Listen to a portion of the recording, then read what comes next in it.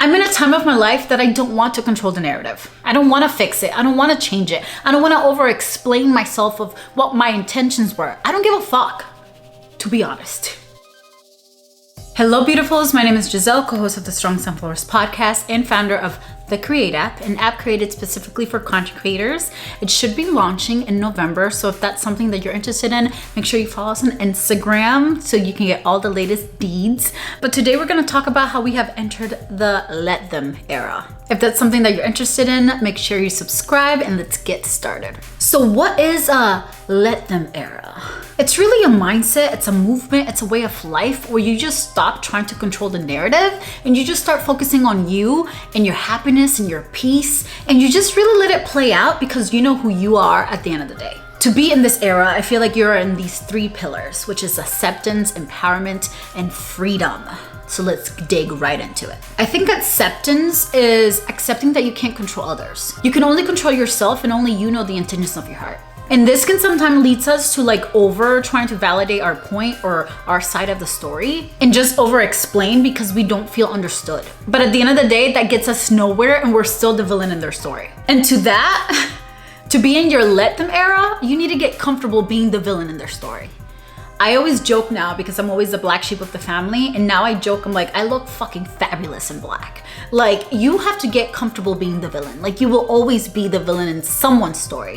One of the biggest things for me that I've had to accept that me and my mother will never have the relationship.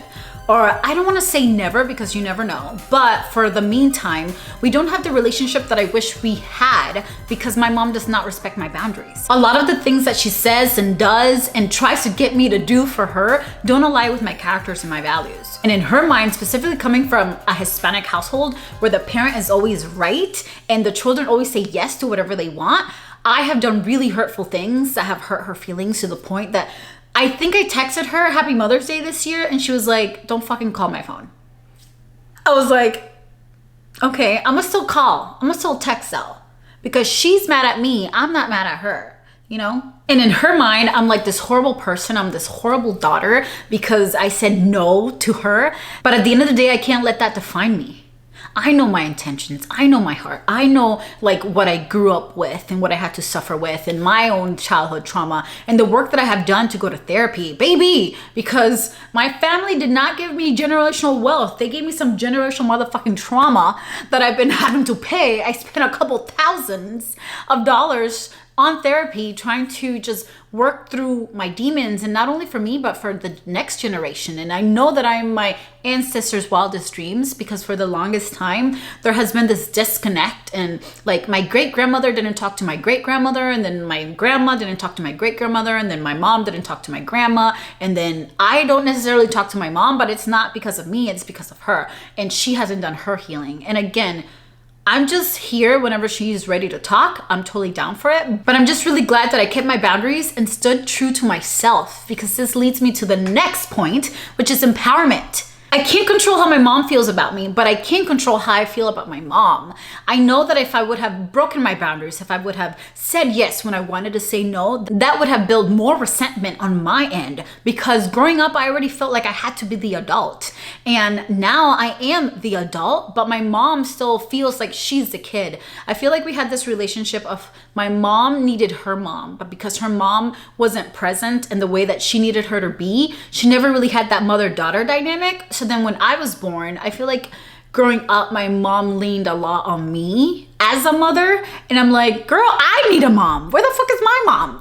There's power in taking control of your life and not falling into this victim mode. I remember one time my mom asked me for $1,000 to start this clothing company. And because I grew up being the mother, I know my mom like the back of my hand. I knew she is not disciplined enough for business. I knew she was just gonna blow the money. And guess what? I think this was 4 years ago. I was struggling myself. I don't have money to just be giving for you to be trying these business adventures. So when I told her no, she hanged up on me and she was pissed. I think she didn't talk to me for 6 months. But when I talked to her after those 6 months, she ended up not starting the business. And then her boyfriend had given her the money and she ended up just keeping all the clothes and not selling anything at all. Because I felt empowered and because I was able to tell her no, I didn't put myself in a position, because if I would have given her $1,000 for her to start this business and then she wouldn't have started the business, I would have been pissed because I didn't have $1,000 to give her. I did a video a couple months ago and it was on the 5 regrets of the dying. And the number 1 regret of the dying was, I wish I had the courage to live a life true to myself and not the life others wanted for me. Or the life people expected of me. Like, my mother expected me to follow everybody else's footsteps, like to her friends' kids. I have always been the black sheep. I've always had an opinion. I've always been put down for having such opinions. I'm so different from a lot of my family members. And for me, I feel like from a very young age, I had to realize that I can't live a life for other people because I'm the one that has to live with that regret. I'm the one who has to live with the regret with not upsetting other people about my own damn life. What I do in my life is for me. I don't want to live a life with regret. I want to live a life where I make the decisions and the only person that I can blame at the end of those decisions, it's me. I made the choice. I chose this. You know, I don't want to go through life making decisions based on what my mom would want, what my dad would want, what would the fucking world wants. And then when shit hits the fan, it wasn't my decision to begin with. And then we play this blame game. We play this victim game. I'm not down for it. I'm not here for victim mode. Take your power back. I just did a video on this about having real power. This is one of them. Feeling empowered, not playing the victim mode, doing what you want to do with your life. And I think this gives us the freedom to live a life authentic to ourselves. The freedom to not have to micromanage anybody in our life. I don't want the stress of having to manage anybody else but me, for now. The 4th agreement talks about don't take anything personal. What other people have going on in their life has nothing to do with you. And this goes with others' opinions is none of your business. But at the same time, sometimes your own opinion is none of your business either. I'm in a time of my life that I don't want to control the narrative. I don't want to fix it. I don't want to change it. I don't want to over-explain myself of what my intentions were. I don't give a fuck, to be honest. If you think I'm the villain, put a fucking cape on me. Dress me in black. I'll be the best villain there ever has been. I think freedom ties into authenticity. You can't have acceptance, empowerment, and freedom without knowing who the hell you are. Who are you? What do you stand for? What do you want from life? We have to be able to have self-awareness, self-reflection, self-acceptance of whatever we got going on. And the more that we know that, the better we can show up in our lives.